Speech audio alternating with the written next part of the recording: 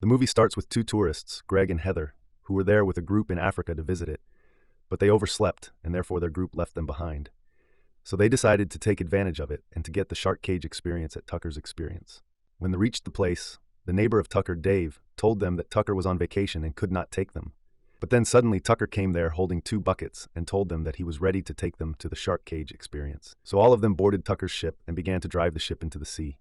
On their way, Tucker told them that in his childhood, Tucker had survived a shark experience, the scars of which were still present on his body, saying that he removed his shirt to show them his huge scars on his body. Tucker told them that from then on he got a strange connection with the sharks.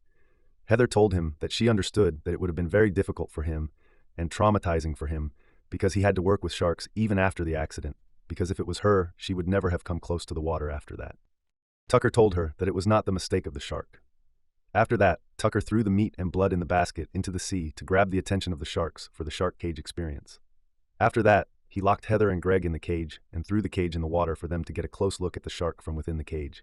Initially, Heather was nervous and afraid, but then she, with Greg, enjoyed the shark view from close, thinking that the sharks were not getting aggressive. After that, Tucker pulled the cage out of the sea. Both Greg and Heather were happy and began to thank Tucker for that experience. Greg was standing in front of Tucker when suddenly Tucker took out a knife from his trousers and then stabbed Greg and threw him in the sea. Heather gave out a huge scream. Tucker looked at her and gave a creepy smile. An American girl, Zephyr, was surfing within the sea. After surfing, she went to a gas station and took a slushie to drink, where she met a man named Moses, who was a real estate agent whose car was not starting and he wanted some help from her. On their way, they shared their interests and found out that both of them had interest in surfing. After some time, Moses went inside his house to make something to eat for them, but when he returned, Zephyr had already left in her van, which upset him. Zephyr went to the beach to surf, but she needed the fin key to fit in the surfing board. She saw a truck nearby, and she began to look for the fin key inside the truck.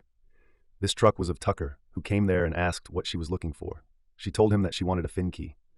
Tucker gave her the fin key, and also during their talk, he tried to get important information from her, that whether she was alone or anyone was with her. But Zephyr did not talk to him much, and so he left in his truck. Then she received a message from Moses, who wanted to join her in surfing. She wanted him to join her, but she decided not to call him. Suddenly, Tucker came from behind and made her unconscious and took her with him in the truck to his boat and then boarded the ship.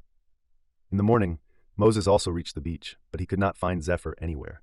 However, her truck was parked near the beach, so he tried to call her, but her phone was ringing inside the car. When Zephyr's eyes opened, she found herself tied with a cuff to the bed. She looked around to see Heather on the next bed, who was also tied to the bed with a cuff. Understanding the situation, Zephyr got up and began to shout for help, but no one could hear her in the sea.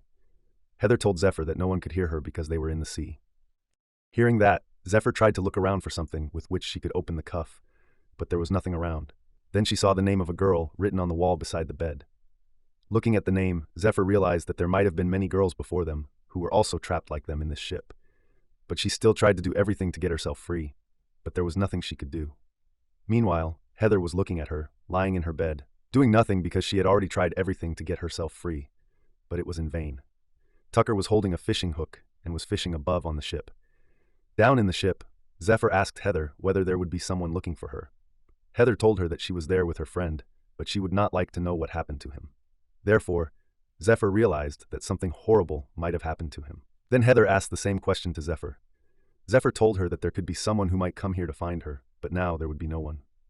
On the other side, Moses was driving his car while still thinking about Zephyr. So he went to the beach to look for her again. There on the beach, he saw that the police were towing her car to take it. Looking at that, he was concerned because Zephyr lived within her car, and without her car, where might she be living? So he went to the police station because he was worried for her and told them everything about her, so they began to search for her. Zephyr spent the whole day trying to free themselves, but it was in vain.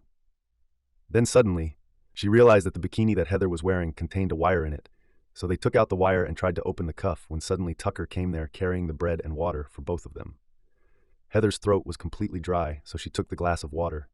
He found something odd, but suddenly Zephyr called him out and told him to give her food. So Tucker gave her the food and then began to frighten them. And after that, he left while giving out a creepy smile. After that, Zephyr again tried to open the cuff with the wire, but suddenly she began to feel dizzy because there was something in the water. Before she could free herself, Tucker caught her and took her. When her eyes opened, she found herself above on the ship, tied to a chair, while Heather was tied to a harness. Tucker was standing behind the camera and called this a show, and he was recording everything. He moved close to Heather and cut some of her hair and told them that God is down in the ocean, not up. Everything came from there, and everything is going to end there. After that, he then began to pull down Heather into the sea, who was tied to the harness. Heather was already terrified, and she began to try to save herself, but it was in vain, and the sharks tore her apart. Tucker was recording her death with the camera. Zephyr was terrified to witness her death. Then Tucker again took her down and tied her to the bed. Being terrified, Zephyr also crawled her and Heather's names on the wall, when she realized that there were the names of many girls which were masked by the white paint. Therefore, she realized that Tucker was not only a psycho, but also a serial killer who had killed many tourist girls. Tucker went inside a room, where he kept the tape along with the hair that he cut from Heather. On the shelves, there were already many recording tapes along with the hair, which showed that he had already killed many girls. Here, he also wrote down the name of Zephyr that he could attach to the next tape. The next morning, the head of Heather was still floating within the sea. Moses was surfing in the sea searching for Zephyr when he found the surfing board of Zephyr, which made him more worried because if everything of hers was there, then where was she? At night, Tucker again came down and took bread and water to Zephyr, but this time instead of taking it, Zephyr kicked the tray and threw everything down and began to shout at him. Tucker went out, closing the door. After he left, Zephyr looked at a bucket placed near her, so she removed the handle of the bucket and made a sharp weapon because she knew that Tucker would again come down. Because Heather had not drunk the water, therefore Tucker decided to inject her with the sleeping medicine. So when he came down, Zephyr pretended to be sleeping. Tucker moved the needle close to her neck. Then suddenly Zephyr stabbed his neck with the sharp handle, and therefore he fell down. Zephyr quickly took the key out of his pants and tried to run away. But before she could get out of the room, Tucker was able to inject the sleeping medicine into her leg. Zephyr still closed the door and went up in the ship within the control room and tried to radio call anyone who could help her, but she could not get any radio signal. Then suddenly she saw another ship, so she went out and began to shout for help. But there was a party going on the ship, and there was loud music, so no one could hear her. In the meanwhile, Tucker also came there. Zephyr took his camera. Tucker began to worry about his camera and told her to give it to him, but Zephyr threw the camera into the sea. After that, she also jumped in the sea in the hope that she would be able to swim to the other ship, but she fell unconscious because of the medicine. Tucker took her out and again cuffed both her hands to the bed this time, while taping her mouth. Because Tucker did not have his camera, and therefore could not record the death of Zephyr, he had to drive his ship to the shore to get a new camera. Police were also searching for Zephyr, but Moses was still anxious, so he began to look at the CCTV footage of the beach, where he could see Tucker's truck passing by the van of Zephyr. He saw the logo of Tucker's Experience on Tucker's truck, so he began to search for it on Google, and then he took out the address of that place and reached the boat. When he boarded that boat, he heard Zephyr's scream from the bottom row, so he broke the glass of the door and reached down in the room where Zephyr was cuffed to the bed. Zephyr was very happy and surprised at the same time to see Moses appear without any clue. Zephyr told him to find the keys and also call the police to help them. So Moses began to climb upstairs while calling the police, but he was grabbed by the neck by Tucker. He had already called the police, but before he could say anything, Tucker threw his phone down and put his foot on the phone to break it. Tucker was using a rod to beat Moses, but Moses was still defending. Moses grabbed the rod and pushed it to the neck of Tucker, when suddenly Dave came there and struck Moses without knowing anything about Tucker. But then he heard the screams of Zephyr, and he went down to see her and realized what was happening there. But he was too late because Tucker came there and killed Dave. Now it was not safe to stand there near the shore, so Tucker drove the boat into the sea near the isolated island. He also cuffed Moses on the bed next to Zephyr. Moses tried to talk to Zephyr when suddenly Tucker came out there, and he took both of them above on the board because he had decided to kill one of them in the broad daylight. Tucker tied Zephyr to the seat and then tied Moses to the harness. Zephyr shouted out to Moses not to move and to stay still. He listened to her advice and did as such. As a result, the sharks did not do anything to him. Looking at that, Tucker pulled him out and stabbed Moses many times and then again began to push him down into the sea. But suddenly, he saw a life safeguard helicopter flying towards them, which was there to look out for Zephyr. Therefore, Tucker took both Zephyr and Moses down and tied them to the bed. Moses was seriously injured and he could bleed to death after some time. Looking at his condition, Zephyr again got up and tried to take her hand out of the cuff, but it was in vain.